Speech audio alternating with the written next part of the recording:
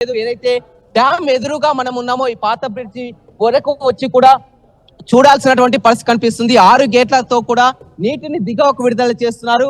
ఈ విషయాన్ని తెలుసుకొని ఇప్పటికే మొత్తం దూర ప్రాంతాల నుంచి కూడా కార్లు వాహనాలు కూడా అంతా బయలుదేరి డ్యామ్ పరిసర ప్రాంతాల్లో మొత్తం కూడా రోడ్ అంతా కూడా మొత్తం ట్రాఫిక్ జామ్ ఏర్పడినటువంటి పరిస్థితి అయితే నెలకొందని చెప్పొచ్చు. ప్రస్తుతానికి మాత్రం అధికారులు ఈ 6 గేట్లే ఓపెన్ చేస్తారని కూడా మనకు తెలుస్తున్నటువంటి సమాచారం. అధికారులతో కూడా మాట్లాడడం జరిగింది, ప్రాజెక్ట్ ఎస్సీతో కూడా మాట్లాడడం జరిగింది. ఇవాళకి మాత్రం 6 గేట్లే ఓపెన్ చేస్తామని చెప్పడం జరిగింది.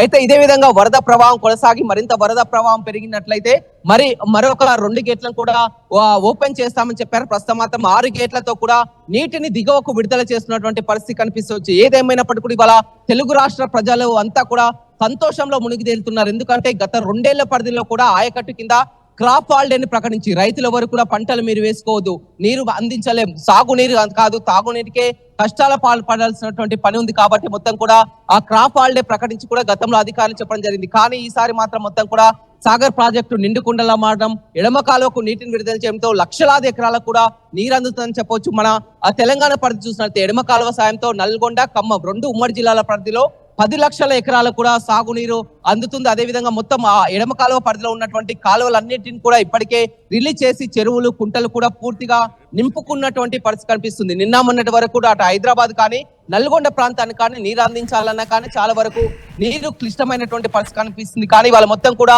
ఎగువన కురుస్తున్నట్టు వర్షాలతో కృష్ణా బేసిన్ మొత్తం కూడా పూర్తిగా నిండుకుండలా మారడంతో కూడా మొన్నటి వరకు కూడా గోదావరి వరదల్ని చూసాం, ఇప్పుడు మనం కృష్ణా వరదలను చూసాం. కృష్ణా బేసిన్ మొత్తం కూడా అన్ని ప్రాజెక్టులన్నీ కూడా కృష్ణా బేసిన్ లో ఉన్నటువంటి జూరాల, నారాయణపూర్, మొత్తం శ్రీశైలం అన్ని ప్రాజెక్టులు కూడా నిండుకుండని తలపిస్తున్నాం. శ్రీశైలం భారీగా ఇంట్లో రావడంతో కూడా చివరికి చేరుకునేది నాగార్జున సాగర్ ప్రాజెక్ట్ అని చెప్పొచ్చు. ఈ నాగార్జున సాగర్ ప్రాజెక్టు గేట్లు ఎత్తడంతో కూడా మొత్తం నీరంతా కూడా దిగువకు వస్తున్నటువంటి దృశ్యాలను చూస్తాం.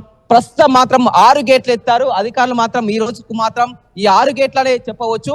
వరద ప్రవాహం మరింత కొనసాగితే పెరిగే అవకాశం ఉంది, కానీ ప్రస్తుతం మాత్రం ఈ 6 గేట్ల ద్వారానే నీటిని విడుదల చేస్తున్నారని చెప్పుకోవచ్చు. Manoj. Right Ramesh, thank you for the updates. నిరంతరం కవరేజ్ గా ఆర్టీవీ మీకు ప్రకృతి దృశ్యాలను చూపించే ప్రయత్నం చేసింది. నాగార్జున సాగర్ డ్యామ్ 2 సంవత్సరాల తర్వాత నిండుకుండలాగా మారింది. డెడ్ స్టోరేజ్ నుంచి ఎవరు కూడా అంచనా వేయలేకపోయారు నాగార్జున సాగర్ డ్యామ్ కి ఇంతటి స్థాయిలో వరదని వస్తుందని చెప్పి కూడా.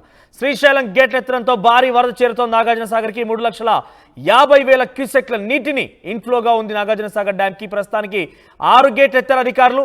11, 12, 13, 14, 15 పూర్తిగా ఈ రకంగా 6 గేట్లు ఎత్తారు. 6 గేట్లు ఎత్తి సుమారుగా 2,40,000 క్యూసెక్ నీటిని దిగువకు విడుదల చేస్తున్నారు. ఈ వరద మొత్తం కూడా పులిచింతల పాయింట్ చేరే అవకాశం ఉంది. ఇక నిండుకుండలా మారినటువంటి నాగార్జున సాగర్ డ్యామ్ ని చూసి ఇరు రాష్ట్రాల ప్రజలు కూడా సంతోషం వ్యక్తం చేస్తున్నారు.